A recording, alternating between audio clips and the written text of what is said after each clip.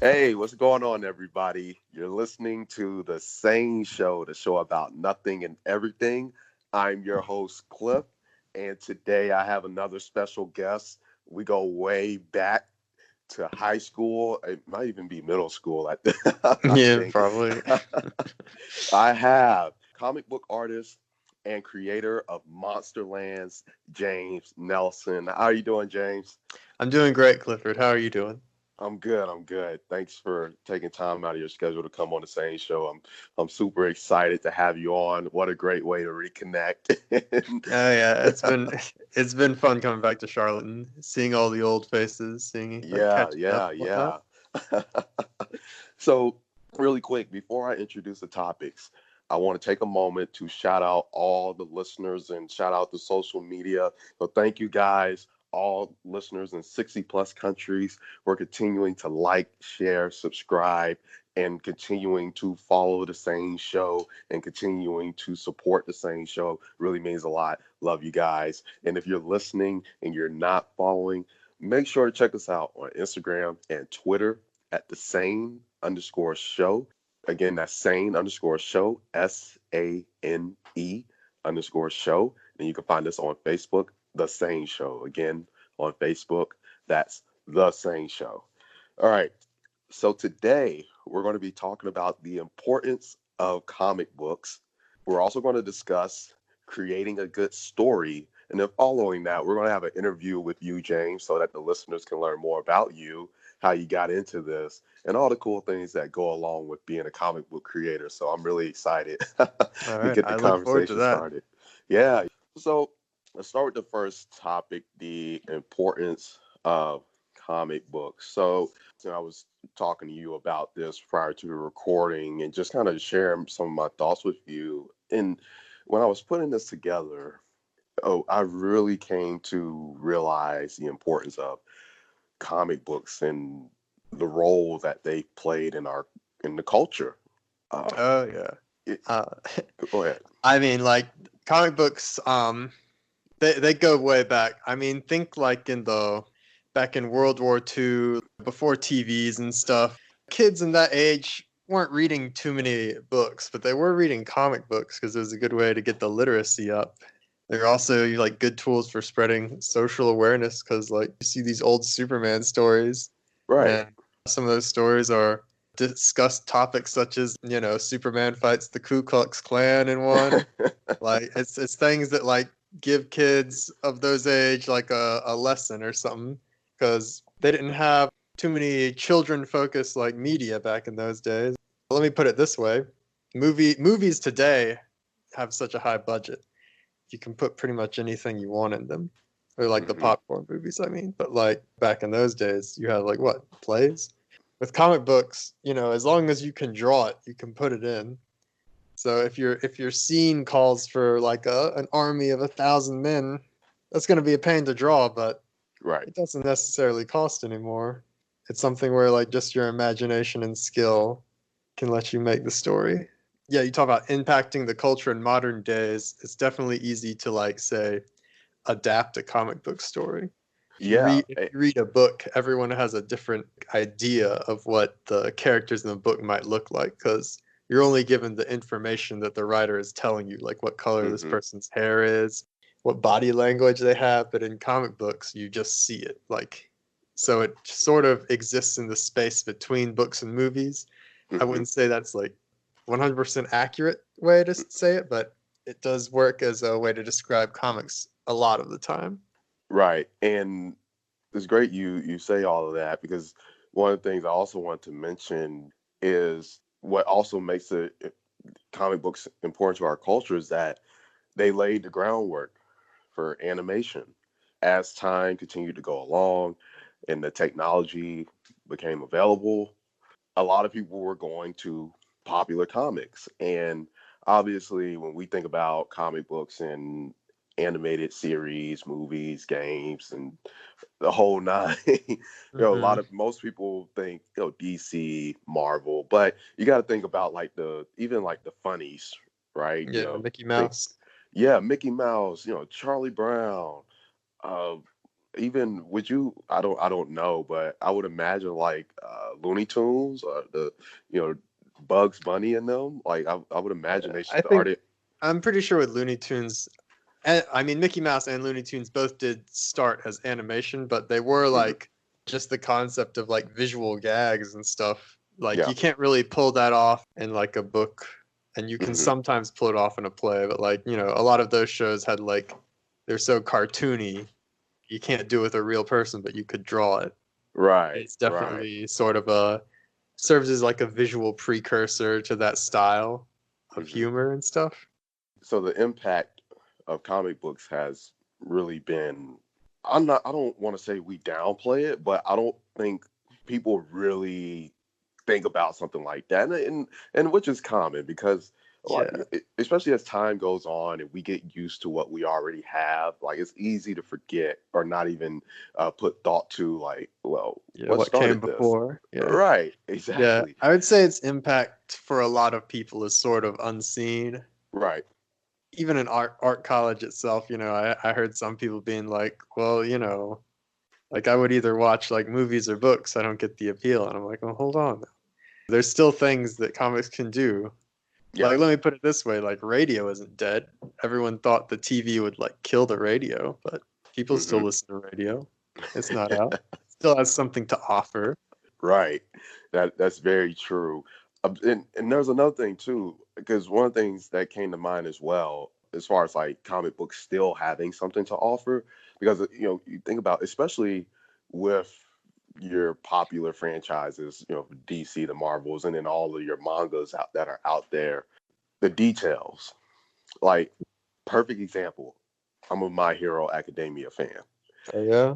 Yeah, and the season finale to season 4 had me puzzled because of the dream that Deku had, and obviously there like it was a cliffhanger because it's going to be something that's going to be expounded upon in season 5, and I'm like, okay, what is?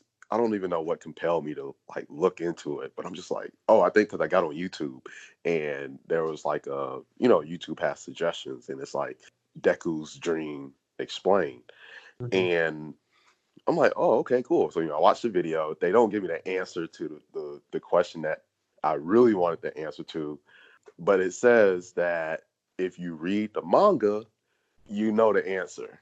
So like Mhm. all the fans read, and that was, and I was just like, wow. And obviously I'm thinking about this recording, and I'm thinking about like what we're talking about, and I was like, that's really dope, and that's why it's important to, if you're really a fan, to read the actual content, because that's where one, that's the source material, Yeah. Yeah, and the author is the one person who like knows 100% what's going to happen. exactly. And not So, only that, but we hear it all the time when books get adapted into TV shows or movies. mhm. There's just certain details that aren't going to be captured Yeah. that you have to go and read. Yeah, it's And not always a clean adaptation because it, a comic right. book is done by a couple people. Or like sometimes it's done by one person, but for something Hmm. like My Hero Academia, the person does have assistants and stuff who helps them because they have Hmm. a really strict like strict deadlines, so they got to get those issues out.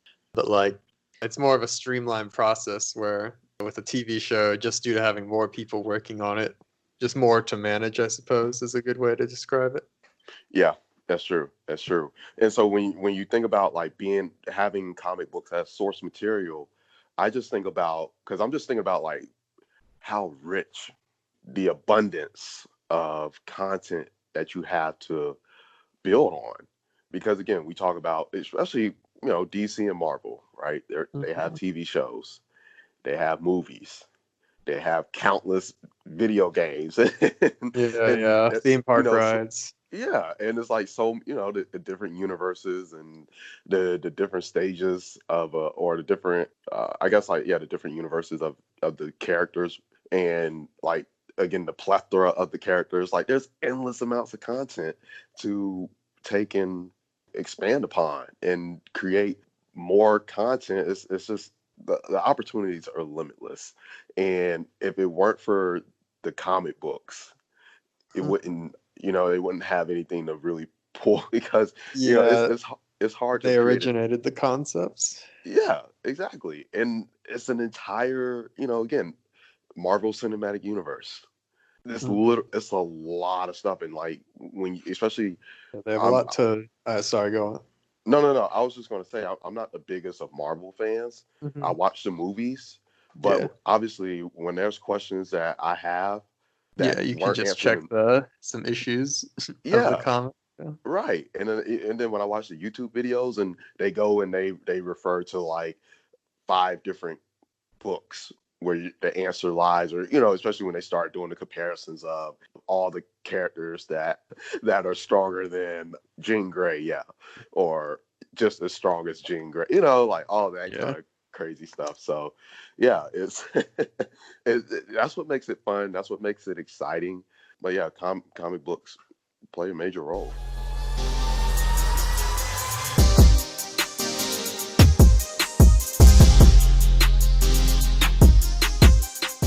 All right, we're back now for the second topic, creating a good story. Something that, James, you know a lot about. And You flatter me. it now this is because I know the listeners that follow the show.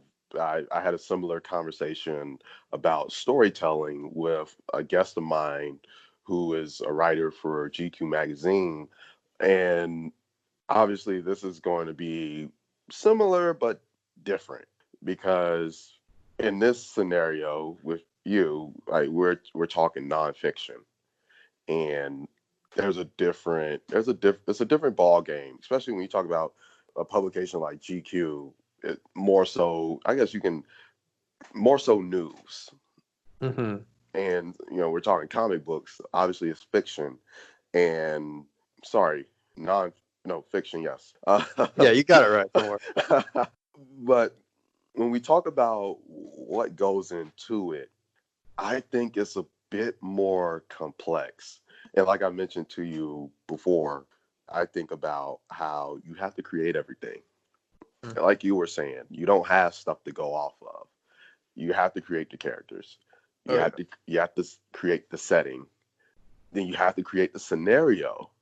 And Hmm. then not only that, you got to make sure, like, obviously, because when you talk about creating characters, you got to make sure your characters mesh well. If You you gotta could make just sure your book is good enough to read. They put exactly. that down, then you messed up. Right, right. So if you could just kind of expand upon that, because I mean, you're a comic book creator, and this is something you know about. Like, you could talk to me and the listeners about some of those things that go into that, and give us some insight when it comes to putting together something like this. Oh, of course, my pleasure. So for a good story, what I usually do is I start with the characters first. I just like to just start drawing characters until they look like cool enough, I Hmm. guess. You have to it's important to give them all like different motivations. That way that creates conflict because if everyone wants like the same thing, then it's sort of bland because you don't have a lot to work with. No one's in conflict, no one's talking about anything really. They just all are out. A good example of this would be like Dragon Ball Z, which I like a lot, is on the surface kind of a basic story.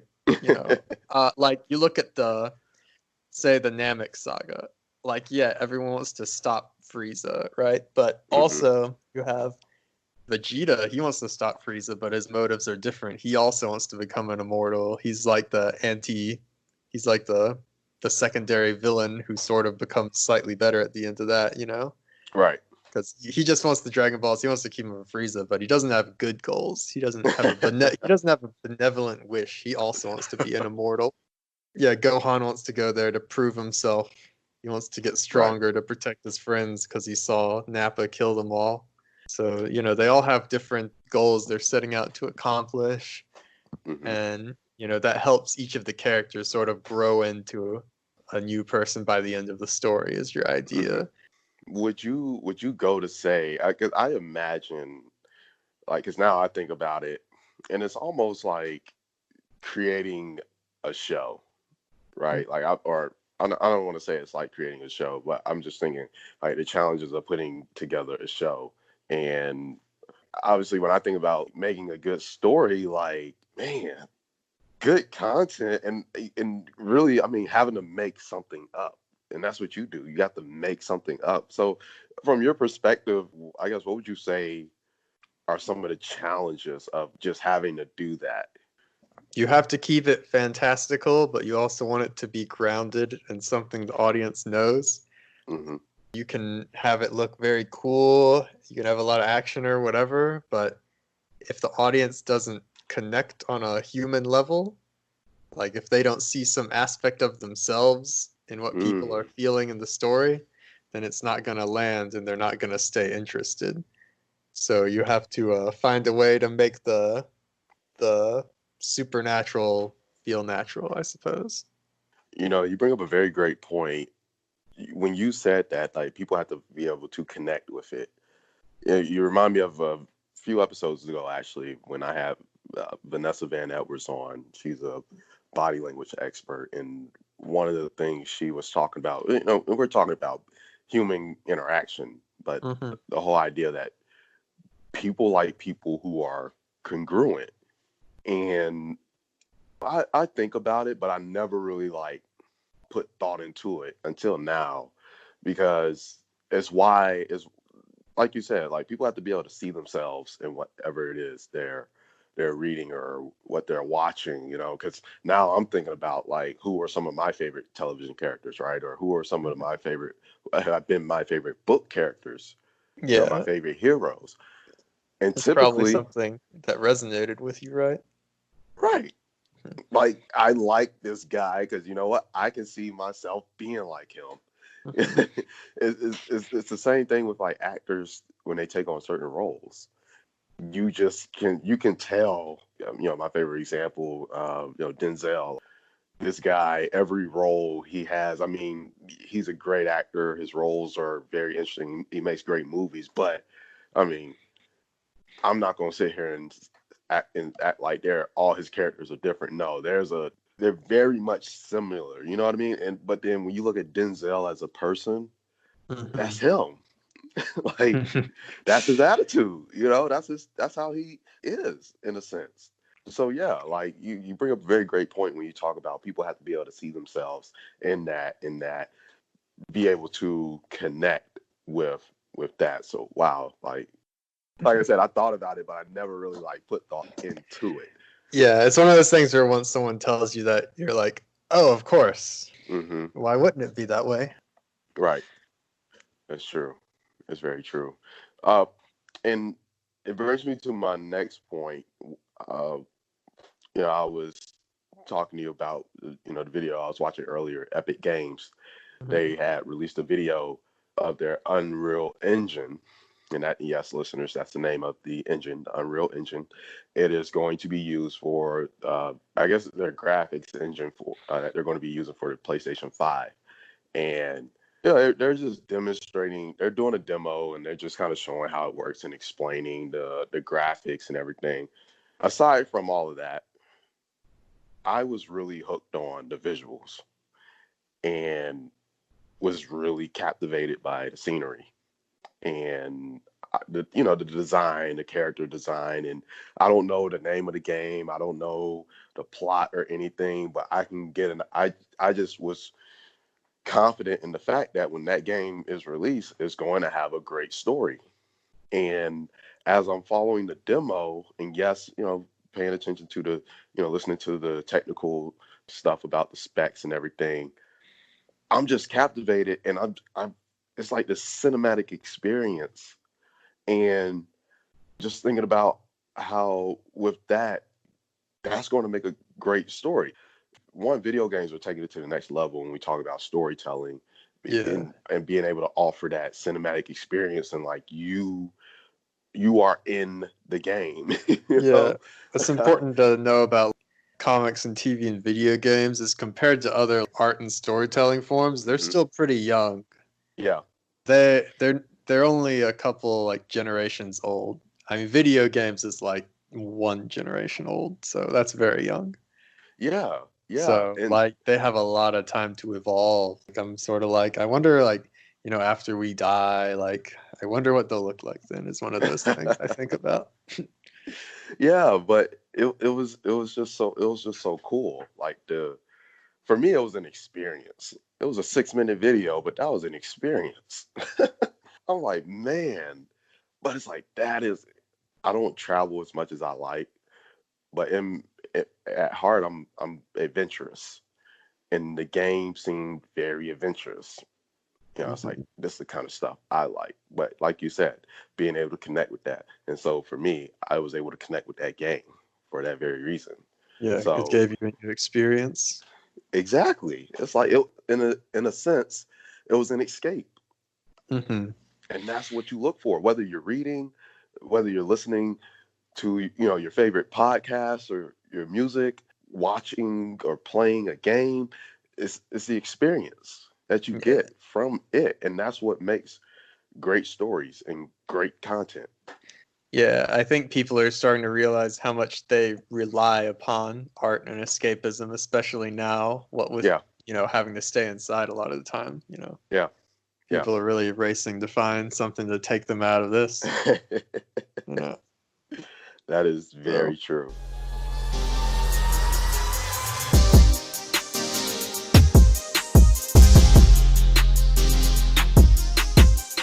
All right, we're back for the final segment, my favorite, because I love asking people questions and getting to learn more about them. Though I know about you, I want the listeners to get the opportunity to learn more about you, the things you do. So we're definitely going to ask you some questions so that they can get some more insight. So let's start off with this. What's your favorite comic book series? there are a couple. I'll name the approximate order. I previously mentioned Dragon Ball Z, which I do really like, just because if you look at the panels, Toriyama's sense of action choreography is so excellent, Hmm. because it's actually hard to illustrate action like choreography in comics because they are still images. They're just drawings. So, Hmm. you can draw the speed lines off the foot to show the kick, but it's up to illustrating the reaction of the person getting kicked to show like how hard it is, or whereas in a show you just show a person getting like punched out, Right. then you're like, yeah, he got knocked out, he's dead. And in a book they just say John punched Bob and knocked him out and then he died. So they're both like very much easier to illustrate these sort of things. With comics you have to Hmm. like really think about how to take a still image and give it motion, which is something that Toriyama does very well in Dragon Ball Z. Another one of my favorite series is it's a manga series called Pluto. It's a retelling of popular Astro Boy story where a bunch of the strongest robots in the world, who are like robots for humanitarian purposes, like they put out forest fires and stuff, they start Hmm. getting randomly destroyed, Yeah. and Astro Boy has to find the culprit. And this is a retelling of that from a perspective of like a German detective robot who's like he's on the hit list basically. He's Hmm. one of the candidates to be destroyed. So he's like working on the case, and Okay. it's sort of in the backdrop of like there's a country that had been invaded on the basis of people believed it had weapons of mass destruction. But it's basically about the U.S. invasion of Iraq. Right. Yeah, as like the backdrop, because like the country's leader looks like Saddam. Like it's everything but that in name. It's a really good like just sort of thriller, I suppose. An American comic I really like is All Star Superman. It's like a mini series where Superman is like overdosed on solar radiation, which like supercharges his powers, but only gives him a few days to live. Oh man. So, so he's like basically all powerful, but he like has to figure out how to best use his powers Yeah. before his time comes, and it's a pretty heartwarming tale, I would say. Interesting. Interesting. I'll have to check some of those out. My next question to you: what inspired your comic book series? So my comic book series is it's a web comic called Monsterlands. It's inspired by just the fact that there are many long-running fantasy tropes in literature, like the wandering adventurer, or like the helpful fairy, or the evil overlord. There's a lot of characters in many stories that sort of suit those definitions. So I wanted to like dig into like what would really cause people to turn out like that and sort of become those archetypal characters we think Mm. about. So a big inspiration would be that show on Adult Swim, Venture Brothers, where it's like, you know, Oh, yeah, like the characters in that are like, yeah. it's highly based off Johnny Quest. They're like the archetypes of 90s or 80s kid shows, Hmm. but it does explore sort of like what would cause someone to like become like those characters, or what would being like those characters do to someone's mental state? How would it affect them? Hmm. And obviously it uses comedy to explore that, and I also use comedy a lot in my comic. Okay. So Okay. it has been I'll say, obviously, I follow you on social media, and I've glanced at it every now and then. The one character that I think I relate to the most is Nadil. No, Nadeal. Nadil. That's how you pronounce it. Yeah, yeah, Nadeal. Nadil. Yes, Yeah. yes. The the optimistic one, and He wants to sometimes like believe the best in everyone, even if it's not yeah, true. Like, everyone yes, in this chapter is out to get her. yeah, yep. So, what is it like putting together one of your own? I mean, when you first start, it's pretty exciting. When you start something, all your friends are paying attention and saying, "Hey, congratulations on starting." And then you sort of get to the middle, and you're just like, "Oh, this sucks." Like, I'm ready to throw this in the trash. Like, because by the middle, the hype is worn off. Yeah. And then once you reach the end, you're like, you know what? This is actually pretty good. Looking back on it as a complete product, I like what I did here. So it is, you sort of go through that sort of gauntlet. So Hmm. the challenge, of course, is getting yourself mentally through the middle, because you're sort of telling yourself, you gotta time to quit now. But if you can power through it, it's a pretty rewarding feeling to finish the comic.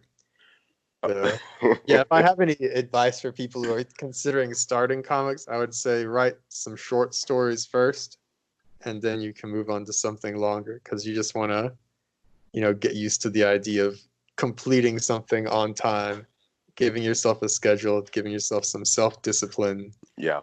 And a short story is the best place to risk it, because there's no real risk in not finishing it. It's short. You can finish it whenever. It's so funny you say what you say because I think that rings true for anybody that wants to be a content creator in general. I laugh when you said what you said because it's so true. Like the easiest part of being a podcaster is this part. Yeah. The actual conversations that you have with people, but like there's a lot of work that Yeah, I goes imagine into like this the stuff. editing and the technology is quite Yeah. the grind. Yeah. Because I'll even say just for me, like my recording days are the Mhm. days that I don't do anything else but record because I need to conserve my mental energy to be Yeah. able to think about what the show is going to be like and be ready to have a conversation with people. So yeah, you're so right about that. Like when you the planning, the preparation, and then you get started, then get in the middle of it, and when it's done, it's like yes, I did it because I'm in the middle of it right now. Oh yeah. I'm in the middle of it. The There still middle. has to be editing and post recording stuff to be done, Yeah. And so it's that's not yeah. done until it goes up and it's Yeah. announced. Yeah. And the And it's middle on is to the the next one. toughest part, because most of the effort in the middle is unseen effort. And, Yeah. you know what you're doing, but the people who will see it, they have no clue. As far as they're concerned, you do this interview and it instantly goes up and nothing was edited. It is all Right. perfect. Yeah. But they're just like, oh, podcasting and comics sounds easy. You just do it and it's finished. It's like a book I read. It said people oftentimes miss the middle or like miss everything in between. They see the start, they see the result, and they just miss. And that's how they end up coming up with like, oh man, you're lucky. Like, no, that's hard work. Yeah, Like, they that don't was a see lot. the journey. They see the destination and the epilogue. Right. Yeah. That's very true. So my last question to you, you have your comic book series. From my perspective, I believe you're having success. I mean, heck, you got started. You're doing something. You're making gains. What's your vision for this? Well, I would like to be like extremely famous so I could just do crimes and then no one could prosecute me. But yeah, no, I don't that hasn't happened yet. That's the end goal. Um but yeah, I have had some success obviously. It's Hmm. not something that I'm making like a living off yet, but it is something that I am making some money off, so that's Yeah, yeah. progress. You got to That's keep your always a eye positive. on the prize. Yeah. Yeah. Obviously, of course, it's not just like because it's not like a lucrative business, you don't do it for the money. I do it because I just want people to read it. Like it's free on the internet to read. I just want people to like read into it and see if they like it or not. You know, maybe it will inspire someone else, is my hope. And I mean, that's the most important part about it. I'm really glad you said that because again, across the board for content creators in general, you got to do it for the love. You really Yeah, if do. you're not doing it if you're just doing it to do it, then you got to ask like why don't you just get another job at that point? Because Yeah. it's a lot more work, Yeah. and if you're not enjoying that extra work, then you should do what makes you happy. Yeah. That is very true. That is very true, and I'm pretty sure with the kind of work that you do, it's a lot like podcasting, making music, being an actor, model, whatever. You see a lot of people come and go. Hmm. Yeah, they say they want to do it, they try to do it, and then they phase out, and then they're done. What you said is very true. Really quick, if you could, before I let you go, could you let the listeners know where they can find your work and also where they can find you, so they keep tabs on everything that you have going on, and also be able to stay up to date with everything that you're doing. Of course. Yeah, you can find my webcomic on www.monster-lands.com. And you can find me on Instagram. My name is James Nelson Art. There's no underscores or anything. It's just one word at James Nelson Art is my Instagram. And that's where I post a lot of my like single images. But my webcomic, yeah, that's www.monster-lands.com. That's where you can read the story. Cool deal. So you guys heard them. And if you missed it, that's why we have rewind buttons. So definitely take note and go check him out. He's got some really dope content that he's putting out. And thank you, James, for taking time out of your schedule to come on the SANE Show and to have this great conversation with me, and also share the insight into your journey with the listeners. Definitely was fun, and it's definitely been a pleasure. Definitely got to have you back on too in the near future. Yes, thank you. It's been such a great time seeing you again. All right.